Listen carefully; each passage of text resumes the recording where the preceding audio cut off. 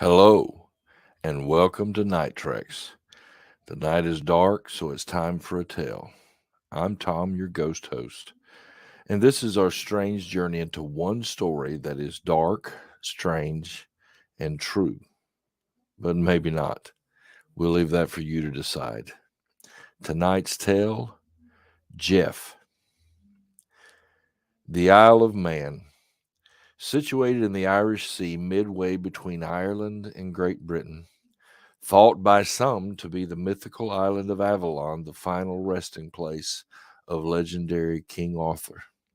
Small and idyllic, humans have lived there since before 6500 BC. Shrouded in mystery and lore, a new legend was born in 1931 on the southeastern side of the island. In a remote farmhouse called Cashin's Gap, the Irving family began to experience the strange and unusual. The house had no electricity and no telephone, and the family, who didn't fit in with the locals and only had a gramophone for entertainment, were extremely isolated. As they were sitting down to dinner one evening in the autumn of 1931, the sounds of spitting, growling, and scratching began to emanate from the walls around them. Startled, they tried to find the source and could not. Initially, the Irvings, Jim, Margaret, and their 13-year-old daughter, Vori, thought the sounds coming from behind the walls were rats. So Jim laid down traps and poison, but the noises continued. One day, he tried to scare the creature by growling at the wall like a dog, but to his surprise, it growled right back at him. Soon, it was singing nursery rhymes in an eerie, childlike manner before coming out of the walls and introducing itself a few days later. Vori, the 13-year-old daughter, described the creature as being the size of a small rat with yellow fur and a large bushy tail. The animal described itself as a mongoose whose name was Jeff, with a G-E-F, who had been born in New Delhi, India, was hunted and escaped to the Isle of Man. He told them he was an earthbound spirit and a ghost in the form of a mongoose. However, more chillingly, he warned that he was extra clever, but not always kind. Initially, Jeff assumed the role of being a pet that also took on household jobs. The Irvings said Jeff guarded their house. He let them know when guests were arriving, told different ones of the family that if they left and the fire was on, before going downstairs to put it out. However, his warnings about being cruel were right. Jeff would often lose his temper at the Irvings, calling Jim a fat-headed gnome and even threatening to kill them all, and throwing bits of furniture and other items at him around the house. Now, Vori was so scared of Jeff that she slept in her parents' bed to avoid being alone in the dark with him. However, this mongoose didn't take kindly to this, telling Jim, "I'll follow her wherever you put her." One night, when the family tried to barricade the bedroom door with chairs and boxes so he couldn't get in, Jeff made the door bulge so extremely that it crashed open and he was able to get in. Now, a report in the local paper alerted members of the public to the strange events, so it wasn't long before paranormal investigators and national and international reporters descended on Cashin's Gap to catch a glimpse of this mysterious mongoose.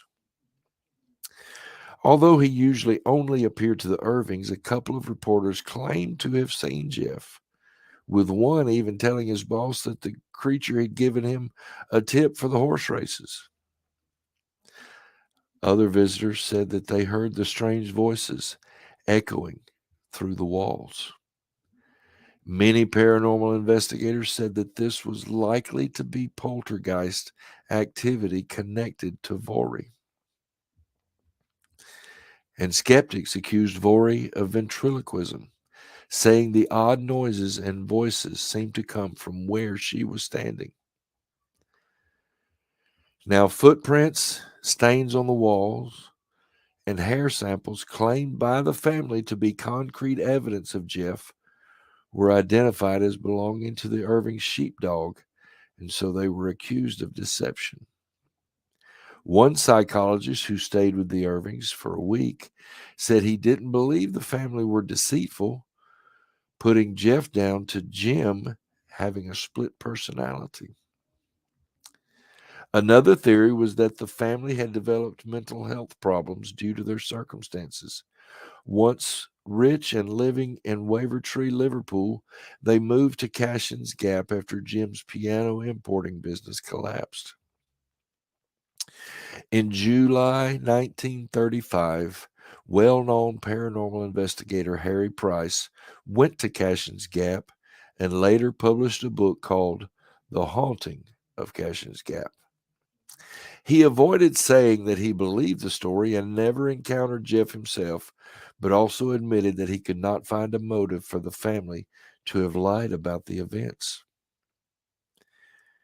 He wrote at the time, "I agree that the whole family must be mixed up in it, but there still remains the question of motive.